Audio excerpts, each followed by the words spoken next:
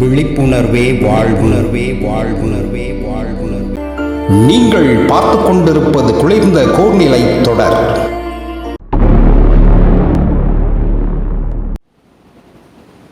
நாம பெரிய ஆளா வரணும், பேரும் புகழும் அடையணும், எல்லாரும் நம்மளை பாராட்டணும், அதை பார்த்து நாம ஆனந்தம் அடையணும்னு நாம ஒவ்வொருவருமே நினைச்சிருப்போம்.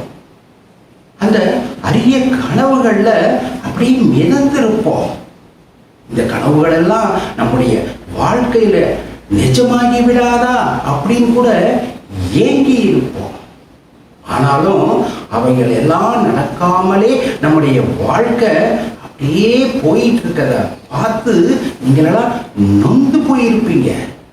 என்ன செய்யறதுன்னு தெரியாம முழிச்சிருப்பீங்க, விழிபிதுங்கி நின்று இருப்பீங்க, அப்படியே சோர்ந்து போய் உட்கார்ந்து இருப்பீங்க.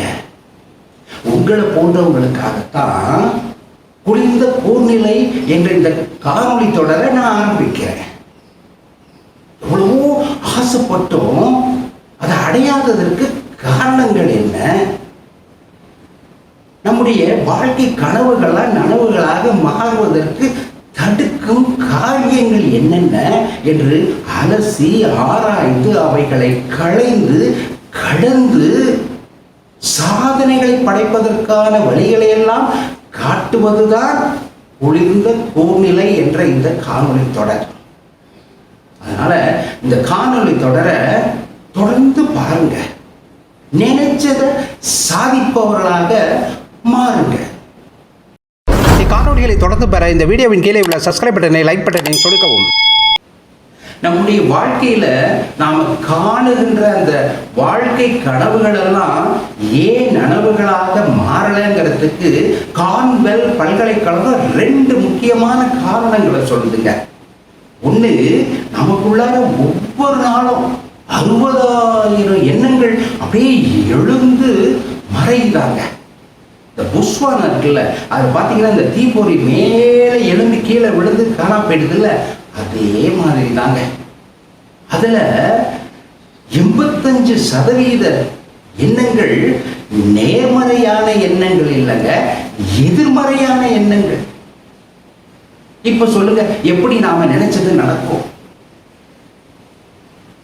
அது மட்டும் இல்லைங்க, 95 விழுக்காட்டு எண்ணங்கள் பழைய எண்ணங்களாம். நேற்று நினைச்சதே இன்னைக்கு நினைக்கிறோம். இந்த ஓட்ட ரெக்கார்டு பாடின பாட்டையே திருப்பி திருப்பி பாடும்ல, அந்த மாதிரிங்க நம்ம மனசு. அரைச்சமாவே அரைக்கிறது, துவைச்ச துணியை துவைக்கிறதுங்க.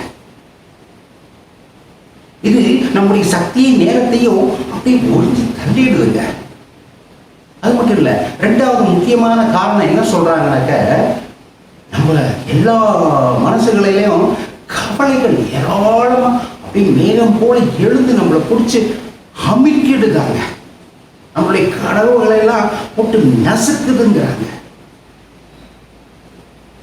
அந்த கவலைகள்லையும் 85 விழுக்காடு கவலைகள் உண்மையிலே வாழ்க்கையில நடக்கிறதே இல்லையாங்க. மீதி உள்ள அந்த 15 விழுக்காட்டு கவலைகள்லையும் 80% நம்ம நினைச்சதை விட ரொம்ப நல்லாவே அந்த சூழலை சமாளிச்சுடுவோமாங்க, அல்லது அதிலிருந்து புதிய பாடங்களை கற்றுக்குவோமா. ஆக 97 விழுக்காட்டு கவலைகள் வெட்டியான வீணான கவலைகள். இப்படி 60,000 எண்ணங்கள், ஏராளமான கவலைகள், வெட்டி கவலைகள் எல்லாம் சேர்ந்து நமது நேரத்தையும் நமது சக்தியையும் உறிஞ்சி தள்ளி நம்ம காண்ற அந்த கனவுகளை நனவாக்க முடியாத மனிதர்களா நம்மளை மாத்தி இருக்குங்க. இப்ப புரியுதா? சரி, இது சமாளிக்க என்னதான் வழி? ஒரே ஒரு வழி தாங்க, மனசை குவிச்சு கூர்மையாக்கணும். மனசை குவிச்சு கூர்மையாக்குறதுனா என்ன, அதை எப்படி செய்யணும், அதுக்குரிய வழிகள் என்ன, அதுக்குரிய யுக்திகள்லாம் என்னென்ன, இதை பற்றிலாம் இனி வரும் அந்த காணொளிகள் எல்லாம் கொஞ்சம் கொஞ்சமாக நம்ம பார்ப்போம். இது காலங்களை கடந்து வாழ எல்லையில்லா எழில் வழி காணொளி அலைவரிசை. இந்த மனசை குவிச்சு கூறாக்குறதுனா என்னன்னு கேட்டீங்கன்னாக்க, ஜென் என்ன சொல்லுதுனாக்க, நம்ம மனசு எப்ப பார்த்தாலும் அப்படியே அடைஞ்சுக்கிட்டே இருக்குமா. 24 மணி நேரத்துல 12 மணி நேரம் பாதி அளவுக்கு அது அலைபாஞ்சுக்கிட்டே இருக்குமா. நாம சந்தோஷமா இருக்கிறப்ப அது எதிர்கால கனவுகளையும் காரியங்களையும் போய் அலைஞ்சு தெரிஞ்சுக்கிட்டு இருக்கோம். நாம வருத்தமா சோகமா இருக்கிறப்பெல்லாம் அது இறந்த காலத்துக்குள்ளார போய் அங்க ஏற்கனவே நடந்து முடிஞ்ச காரியங்களை நினைச்சு நினைச்சு அசை போட்டு மெஞ்சிக்கிட்டே இருக்கும். இந்த ரெண்டும் மனசு செய்யாம இருக்கிறது தான் மனசை குவிச்சு கூறாக்குறது அப்படின்னு சொல்லுது. இப்ப மனசு குவிச்சு கூறாக்குறது எப்படிங்கிறது என்னங்கிறது நம்ம தெரிஞ்சுக்கிட்டோம்.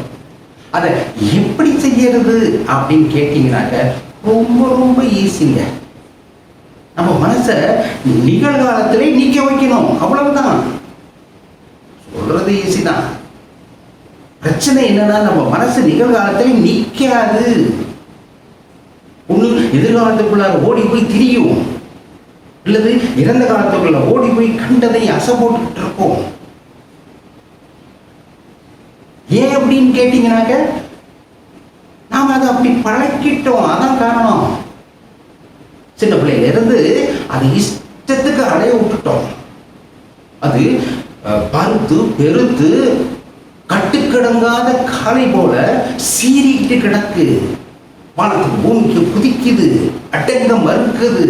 இந்த அடங்கா காலையை அடக்குவதுதான் மனசை குவித்து கூர்மையாக்குவது. இந்த குளிர்ந்த கோநிலையிலே நாம நினைச்சதெல்லாம் சாதிக்க முடியும். நம்முடைய வாழ்க்கை கனவுகளை எல்லாம் நனவுகளாக மாற்றக்கூடிய வல்லமையை அது தரும். சரி, நேரம் ஆயிடுச்சு. மற்ற காரியங்கள் எல்லாம் அடுத்த காணொளியில நாம பார்ப்போம். இக்காணொலியை கண்டு ரசித்ததற்கு நன்றி. இதை மறக்காம பதிவு பண்ணுங்க, லைக் பண்ணுங்க, இதை உங்க நண்பர்களோட குழுக்களோட பகிருங்க. உங்களுடைய கருத்துக்களை யூடியூப்ல பதிவு செய்யுங்க.